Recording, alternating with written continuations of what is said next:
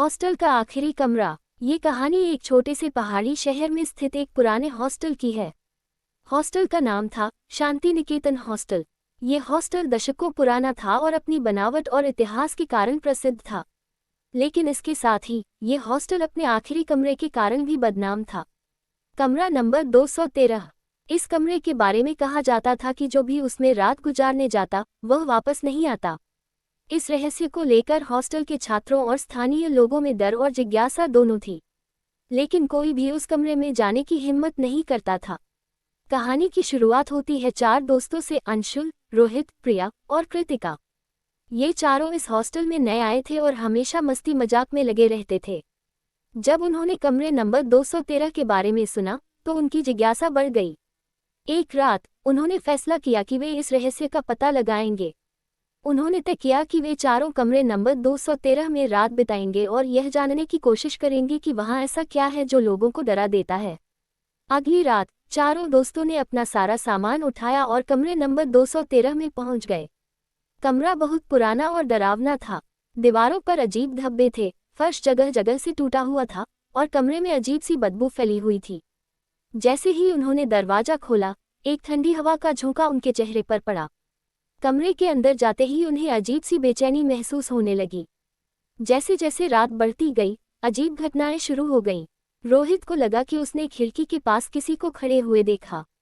जब उसने ध्यान से देखा तो वहां कोई नहीं था। प्रिया को लगा कि कोई उसके बालों को खींच रहा है, लेकिन वहां कोई नहीं था। अंशुल ने कमरे के कोने में रखे एक पुराने अलमारी को खोलने की कोशिश की, लेकिन जैसे ही उसने अलमारी का दरवाजा खोला, अंदर से एक चीख सुनाई दी। ये चीख इतनी डरावनी थी कि चारों के रोंगटे खड़े हो गए। कमरे में एक पुरानी डायरी पड़ी थी। अंशुल ने उसे उठाया और पढ़ना शुरू किया। डायरी में लिखा था कि यह कमरा एक लड़की का था जिसका नाम रागिनी था। रागिनी हॉस्टल में पढ़ाई करने आई थी, लेकिन एक रात उसके साथ कुछ ऐसा हुआ जिसकी वजह से उसने खुद को इस कमरे में फांसी लगा ली। डायरी के आखिरी पन्ने पर खून से लिखा था, ये कमरा अब मेरा है। जो भी इसे लेने की कोशिश करेगा उसे मेरी तरह मरना होगा। जैसे ही उन्होंने डायरी बंद की, कमरे की सारी लाइट्स बंद हो गईं। कमरे में अंधेरा छा गया और अचानक चारों को महसूस हुआ कि कोई उनके आसपास घूम रहा है। प्रिया चिल्लाए, हमें यहाँ से निकलना होगा, लेकिन दरवाजा अंदर से लॉक हो चुका था। तभी कमरे में रागिनी की छवि प्रकट हुई।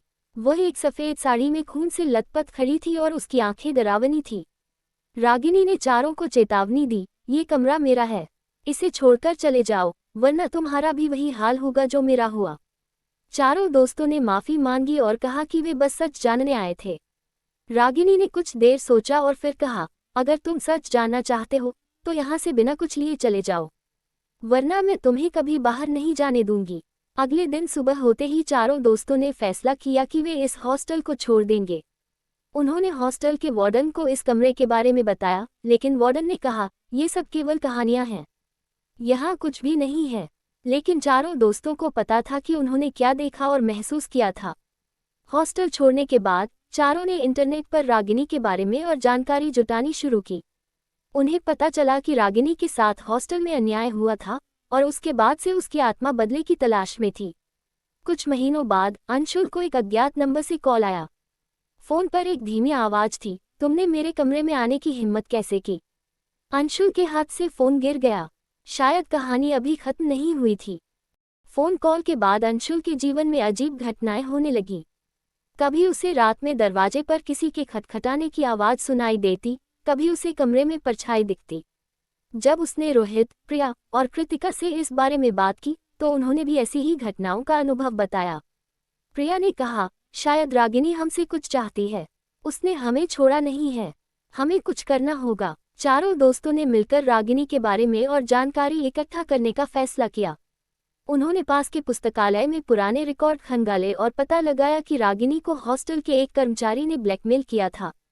उसने रागिनी को बदनाम करने की धमकी दी थी, जिसके बाद रागिनी ने आत्महत्या कर ली। उनके हाथ एक पुराना अखबार लगा जिसमें लिखा था कि रागिनी की आत्मा ने उस कर्मचारी को मार डाला था, लेकिन बाद में मामला दबा दिया गया। प्रिया ने सुझाव दिया कि वे किसी तांत्रिक से संपर्क करें। अंशुल ने इस पर सहमति जताई। वे शहर के बाहर एक प्रसिद्ध तांत्रिक पंडित धर्मेश के पास गए। पंडित जी ने कहा, तुम लोगों ने रागिनी की आत्मा को परेशान किया है, वह अब तुमसे अपना अधूरा काम पूरा करवाना चाहती है। अगर तुमने उसकी मदद नहीं की तो वह तुम्हारा पीछा नहीं छोड़ेगी।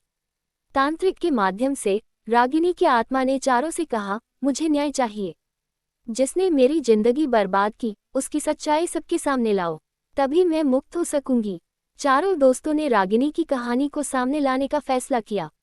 उन्होंने हॉस्टल के पुराने स्टाफ और स्थानीय लोगों से बात की। धीरे धीरे उन्होंने सबूत इकट्ठा करना शुरू किया। अंशुल ने उन कागजात को सार्वजनिक करने के लिए एक ऑनलाइन ब्लॉग लिखा और रागिनी की कहानी को दुनिया के सामने रखा। उनके इस कदम ने स्थानीय पुलिस को मामले की दोबारा जांच करने पर मजबूर कर दिया। जब रागिनी की आत्मा को ये यकीन हुआ कि अब उसकी सच्चाई को लोग जान चुके हैं, उसने चारों से कहा, तुमने मेरा काम पूरा कर दिया। अब मैं हमेशा के लिए मुक्त हो रही हूँ। लेकिन याद रखना, कभी किसी निर्दोष के साथ अन्याय मत होने देना। हॉस्टल में कमरे नंबर 213 को हमेशा के लिए बंद कर दिया गया। लेकिन अंशुल, रोहित, प्रिया और कृतिका के मन में एक सवाल हमेशा बना रहा, क्या सच में रागिनी की आत्मा मुक्त हो गई, या वह अब भी कहीं और न्याय की तलाश में भटक रही है। कहानी के अंत में एक नया छात्र हॉस्टल में आता है और गलती से कमरे नंबर 213 का दरवाजा खोल देता है। क्या वह रागिनी की आत्मा से सामना करेगा, या कहानी का कोई और अध्याय शुरू होगा? ये कहानी हमें ये सिखाती है कि किसी भी स्थान पर होने वाली अनहोनी का कारण हमेशा अज्ञात नहीं होता। कभी कभी न्याय और सच सामने लाने से अंधकार को मिटाया जा सकता है।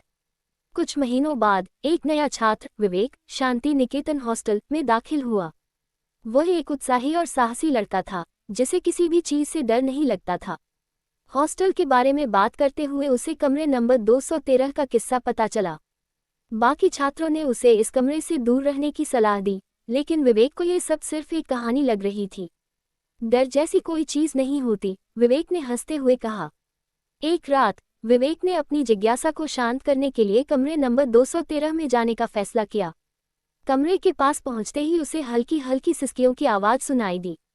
उसने इसे अपना भ्रम मानकर नजरअंदाज कर दिया और धीरे धीरे दरवाजे का हैंडल घुमाया। जैसे ही दरवाजा खुला, अंदर का माहौल ठंडा और भारी लगने लगा।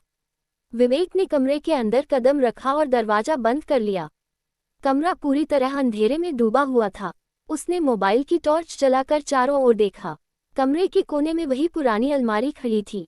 उसके ऊपर धूल जमी हुई थी और दीवारों पर खून जैसे लाल धब्बे बने हुए थे। जैसे ही विवेक ने कमरे का मुआयना शुरू किया, उसे महसूस हुआ कि कोई उसके पीछे खड़ा है।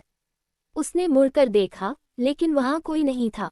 अचानक अलमारी के दरवाजे खुद ब खुद खुलने लगे और अंदर से एक सफेद कपड़े में लिपटा हुआ कुछ गिरा।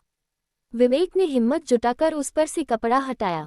यह एक पुरानी तस्वीर थी जिसमें एक लड़की मुस्कुराते हुए दिखाई दे रही थी। तस्वीर के पीछे लिखा था, रागिनी 1985। तस्वीर देखते ही कमरे में अजीब सी हलचल शुरू हो गई। दरवाजे अपने आप बंद हो गए, खिड़कियां जोर जोर से हिलने लगी और चारों ओर एक डरावनी हंसी गूंजने लगी। तभी कमरे के बीच में रागिनी की आत्मा प्रकट हुई। वह सफेद साड़ी में लिपटी हुई थी, उसकी आंखें लाल थीं और उसके बाल बिखरे हुए थे। उसने विवेक की ओर देखा और कहा, तुमने मेरी शांति भंग की है, अब तुम भी वही सहोगे जो मैंने सहा। विवेक ने डरते हुए कहा, मैं यहाँ सिर्फ सच जानने आया था। मैं तुम्हें परेशान नहीं करना चाहता था, कृपया मुझे माफ कर दो। रागिनी की आत्मा ने कहा, अगर तुम सच जानना चाहते हो तो मेरे दर्द को महसूस करो। तभी विवेक को अपनी गर्दन के चारों ओर एक मजबूत दबाव महसूस हुआ, जैसे कोई उसे गला घोंटने की कोशिश कर रहा हो। उसने सांस लेने की कोशिश की, लेकिन वह असहाय था। उसी समय अंशुल, प्रिया, रोहित और कृतिका को विवेक के बारे में पता चला। उन्हें लगा कि कुछ गलत हो सकता है, इसलिए वे तुरंत हॉस्टल पहुंचे। उन्होंने कमरे के बाहर अजीब आवाजें सुनी और दरवाजा खोलने की कोशिश की, लेकिन दरवाजा अंदर से बंद था। उन्होंने तांत्रिक पंडित धर्मेश को बुलाया। पंडित जी ने कहा, यह आत्मा अब पूरी तरह क्रोधित हो चुकी है। इसे शांत करने के लिए तुम्हें इसका अधूरा कार्य पूरा करना होगा। पंडित जी ने आत्मा से संवाद किया और उसे यह यकीन दिलाया कि उसकी सच्चाई को दुनिया के सामने लाया जाएगा। उन्होंने विवेक को बचाने के लिए एक विशेष मंत्र पढ़ा। धीरे धीरे रागिनी की आत्मा शांत हो गई और उसने कहा, मुझे अब न्याय मिल गया है, मैं हमेशा के लिए मुक्त हो रही हूँ। कमरे की दीवारें हिलने लगी और एक तेज रोशनी के साथ रागिनी की आत्मा गायब हो गई। इस घटना के बाद हॉस्टल प्रशासन ने कमरे नंबर 213 को हमेशा के लिए सील कर दिया। लेकिन इस घटना ने सभी छात्रों को एक महत्वपूर्ण सबक सिखाया। हर जगह की अपनी कहानी होती है और कुछ रहस्यों को छेड़ना खतरनाक हो सकता है। इस कहानी का अंत ये बताता है कि अतीत को समझना और उसका सम्मान करना महत्वपूर्ण है।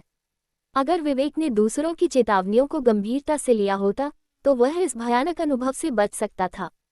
क्या आप कभी ऐसी जगह गए हैं जहां डर और रहस्य का साया हो सकता है वहां भी एक कहानी छिपी हो।